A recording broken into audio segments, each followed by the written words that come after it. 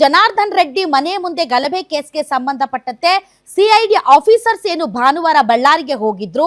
ಅಲ್ಲಿ ಸಿಸಿಟಿವಿ ಫುಟೇಜ್ಗಳಾಗಿರಬಹುದು ಅಥವಾ ಹಲವಾರು ರೀತಿಯಾದಂತಹ ರೆಕಾರ್ಡ್ಸ್ ಆಗಿರಬಹುದು, ಇನ್ನು ಪೊಲೀಸರು ಸಂಗ್ರಹಿಸಿರುವಂತಹ ಕೆಲವೊಂದು ಎವಿಡೆನ್ಸ್ಗಳಾಗಿರಬಹುದು, ಇವೆಲ್ಲವುಗಳನ್ನ ಸಂಗ್ರಹಿಸುವಂತಹ ಕಾರ್ಯ ಪೂರ್ಣಗೊಂಡಿದೆಯಂತೆ. ಸಿಐಡಿ ಏನು ಮಾಹಿತಿಯನ್ನ ಸಂಗ್ರಹಿಸಿದೆ, ಆ ಮಾಹಿತಿ ಸಂಗ್ರಹಣೆ ಸಂಪೂರ್ಣವಾಗಿದೆ.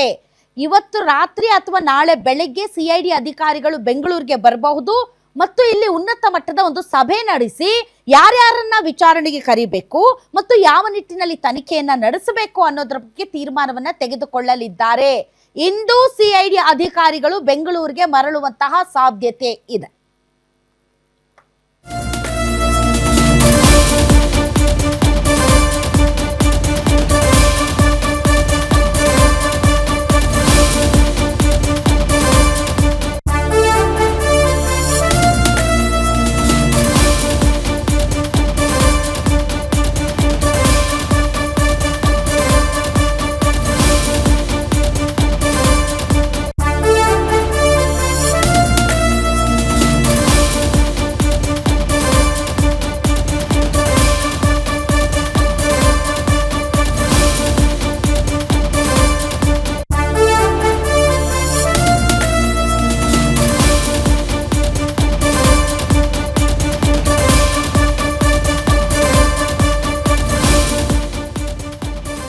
ಸಿಐಡಿ ಅಧಿಕಾರಿಗಳು ಪೊಲೀಸ್ ಇಲಾಖೆಯಿಂದ ಸಂಪೂರ್ಣವಾದಂತಹ ರೆಕಾರ್ಡ್ಗಳನ್ನ ಪಡೆದಿದ್ದಾರಂತೆ.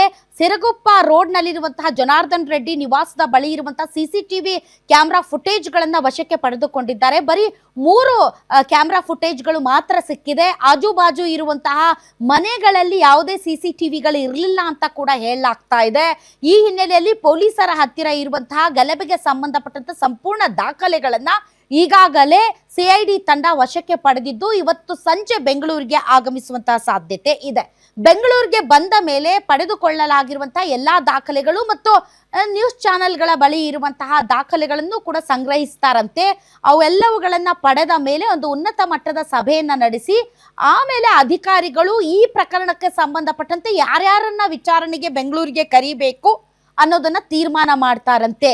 ಉನ್ನತ ಅಧಿಕಾರಿಗಳ ಪ್ರಕಾರ ಒಂದು ವೇಳೆ ಸರ್ಕಾರ ಏನಾದರೂ ಇಚ್ಛಿಸಿದರೆ ಅಥವಾ ಅದರ ಅಗತ್ಯ ಬಂದರೆ ಬೆಂಗಳೂರಿನಲ್ಲೇ ಈ ಗಲಭೆ ಪ್ರಕರಣಕ್ಕೆ ಸಂಬಂಧಪಟ್ಟಂತೆ ಬಳ್ಳಾರಿಯಲ್ಲೇ ಒಂದು ಕಚೇರಿ ತೆರೆಯುವಂತಹ ಸಾಧ್ಯತೆ ಇದೆ ಅಂತ ಕೂಡ ಹೇಳಲಾಗ್ತಾ ಇದೆ. ಈ ಮಧ್ಯೆ ಸತೀಶ್ ರೆಡ್ಡಿ ಮತ್ತು ನಾರಾ ಭರತ್ ರೆಡ್ಡಿ ಅಂಗರಕ್ಷಕರು ಗನ್ಮ್ಯಾನ್ಗಳು ಯಾರಿದ್ದಾರೆ ಅವರ ಗನ್ಗಳು ಮತ್ತು ಅವರ ಗನ್ಗಳಿಗೆ ಸಂಬಂಧಪಟ್ಟಂತೆ ಅವರಿಗಿರುವಂತಹ ಲೈಸೆನ್ಸ್, ಇದರ ಬಗ್ಗೆ ಜಮ್ಮು ಕಾಶ್ಮೀರಕ್ಕೂ ಕೂಡ ಅಲ್ಲಿ ಆ ಲೈಸೆನ್ಸ್ ಅಥವಾ ಪರವಾನಿಗೆ ಸಂಬಂಧಪಟ್ಟಂತಹ ಡೀಟೇಲ್ಸ್ಗಳನ್ನ ಪರಿಶೀಲನೆ ಮತ್ತು ಕಲೆಕ್ಟ್ ಮಾಡುವಂತಹ ಕೆಲಸವನ್ನ ಕೂಡ ಸಿಐಡಿ ಅಧಿಕಾರಿಗಳು ಮಾಡ್ತಾ ಇದ್ದಾರಂತೆ. ಸೊ ಸಿಐಡಿ ಅಧಿಕಾರಿಗಳ ಈ ತನಿಖೆಯಿಂದ ಏನೇನು ಬಯಲಾಗುತ್ತೆ ಅನ್ನುವಂತಹ ಕುತೂಹಲ ಎಲ್ಲರಿಗೂ ಇದೆ. ಕಾದು ನೋಡೋಣ.